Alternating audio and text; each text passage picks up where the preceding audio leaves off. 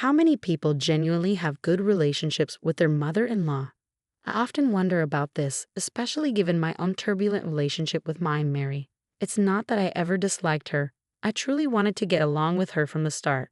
But ever since my husband and I got married, it feels like Mary has been twisting my intentions, making it difficult to build the connection I hoped for. My husband and I got married 4 years ago after meeting through mutual friends. We clicked instantly and started dating soon after. On our third anniversary, he proposed.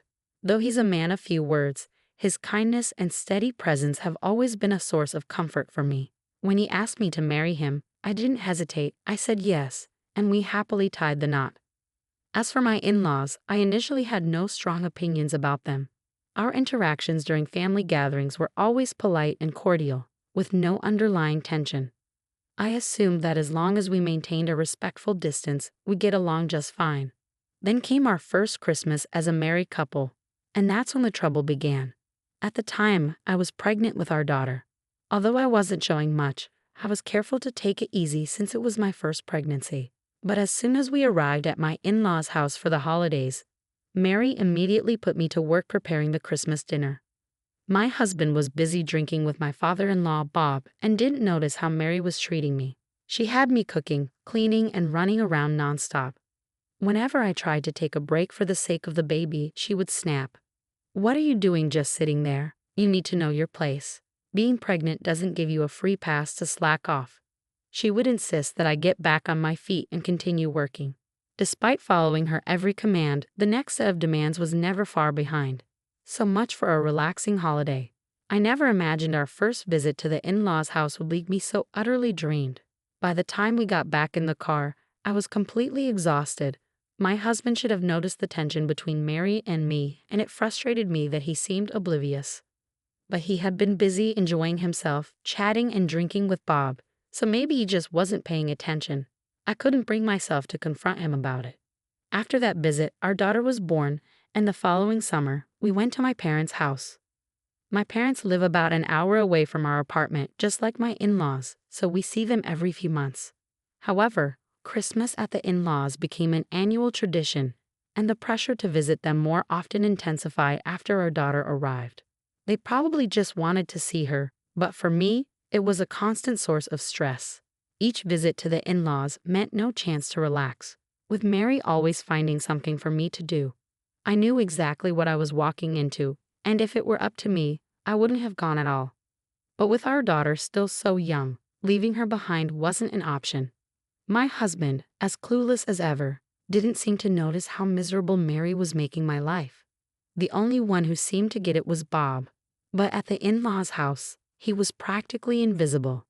He never stood up to Mary, so she avoided harassing me openly when my husband was around. But if Bob was the only one present, she'd make snide remarks and assign me tasks. Mary would have me prepare meals and then insist I serve only my husband and Bob, saying, "We'll eat later. We have chores to do." She'd then eat in the kitchen, leaving nothing for me. If we all sat at the table together, she'd eat my portion of the side dishes and say, "Emma, you said you didn't like this, remember?" Deprived of a side dish, I'd sit there quietly while my husband, genuinely surprised, would ask, "Oh, you didn't like it?" Mary would then turn to him and say, "See, you have to keep track. Emma is so picky," which was pure nonsense.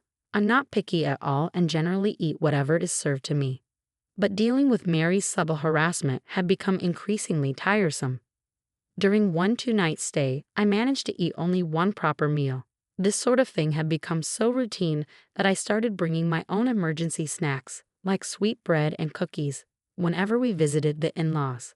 I would quietly eat them in the kitchen afterward since no meal was prepared for me anyway. When Mary noticed, she would mock me, saying, "Isn't it a bit much to bring your own food? Shouldn't a daughter-in-law show some restraint?" By then, I had learned to tune her out to some extent. While her comments still irritated me, I no longer felt like a failure as a daughter-in-law. This pattern continued for several years after our daughter was born.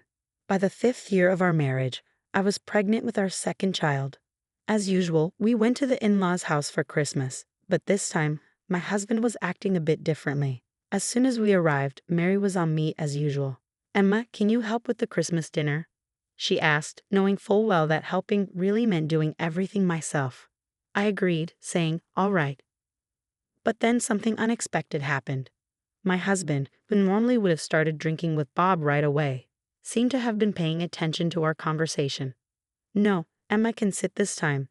She's pregnant with our second child," he said kindly. When I tried to protest, he sharply interrupted. "Just sit down." I was shocked to see him so angry. It was completely out of character for him. Just as I was about to sit, Mary chimed in. "Look, things go faster when women handle these tasks. Emma helps me every month, so just sit down, okay? Come on, Emma." Feeling powerless, I complied, unable to do anything else. As expected, I ended up being bossed around by Mary, but today felt different. My husband was acting strangely. As we headed to the kitchen, he followed us. Once there, he asked, "Mom, where's Emma going to sit? You're going to help too, right?" Mary, trying to keep up appearances, quickly fetched a chair and placed it in front of me, saying, "Here, sit down, Emma. You're pregnant after all." Her tone was uncharacteristically kind, and my husband just stood there, silently observing. Although he didn't interfere, his watchful gaze made Mary restless. Trying to get rid of him, she suggested, "Why don't you go have a drink with Dad?" But my husband didn't budge. Then our daughter started fussing, catching Mary's attention. "Listen, Betty's crying." "Go soothe her," she urged. Finally, my husband left the kitchen. The moment he was out of sight, Mary sighed and said, "Oh, I'm tired, Emma. Just finish the rest yourself. Stand up. Pregnancy isn't an illness." She grabbed the chair from me and sat down, clearly relieved. But her relief didn't last long. My husband soon returned, carrying our daughter. Surprised, Mary tried to stand up quickly and ended up stumbling with the chair.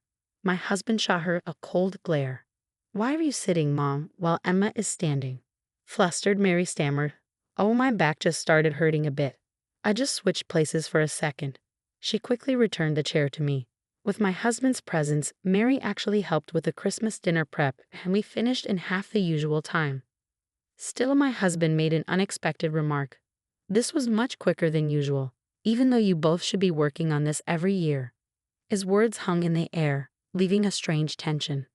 Mary, trying to regain control, forced a smile and said, "I'm going to start preparing dinner. Why don't you go to the living room with Betty?" But my husband didn't move.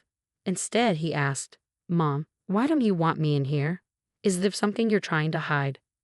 Clearly flustered, Mary managed to stammer, "No, not really." He sighed, "Call me if you need anything," and returned to the living room with our daughter.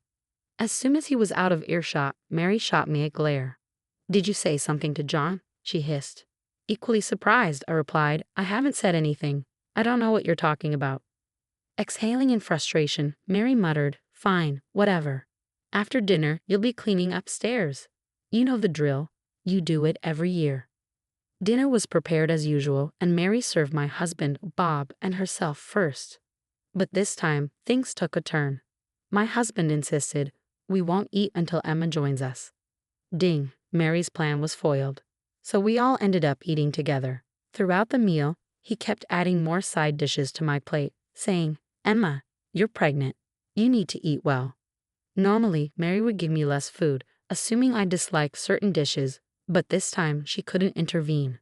"Emma, are you sure you like that?" "You don't have to force yourself to eat," Mary said, trying to snatch the dish away from me. "No," I replied firmly. My husband interjected, "Emma eats what's given. It's better for the baby if she doesn't have food preferences." His tone left no room for argument, and Mary, for once, couldn't say anything more. After dinner, as usual, I was about to start doing the dishes, but my husband stepped in. "I'll do it today, Emma. You sit down." He took the dishes from my hands and headed to the kitchen. Mary, seeing this, leaned in and whispered, "Letting John do that? You're a failure of a daughter-in-law. Go clean upstairs."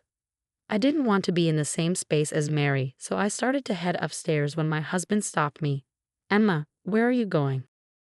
Caught off guard, I hesitated, and before I could answer, he asked seriously, "Did Mom tell you to do something?"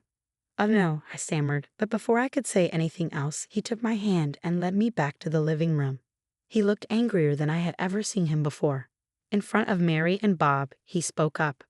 I misunderstood because Emma didn't say anything. I thought she was getting along with Mom. Mary's face showed shock at his words. "What have you been doing to Emma, Mom?" he asked, his voice tense. Mary quickly responded, "What are you talking about? Emma and I get along just fine, right?" She looked at me, expecting me to agree. I hesitated. "Well, about that," I began, but my husband cut me off. "Every time we come back from visiting here, I've noticed Emma looking down. I was concerned but didn't press because you always seem cheerful, Mom. You haven't been harassing Emma, have you?" Mary's face flushed with anger. "I haven't done any such thing." She turned to me accusingly.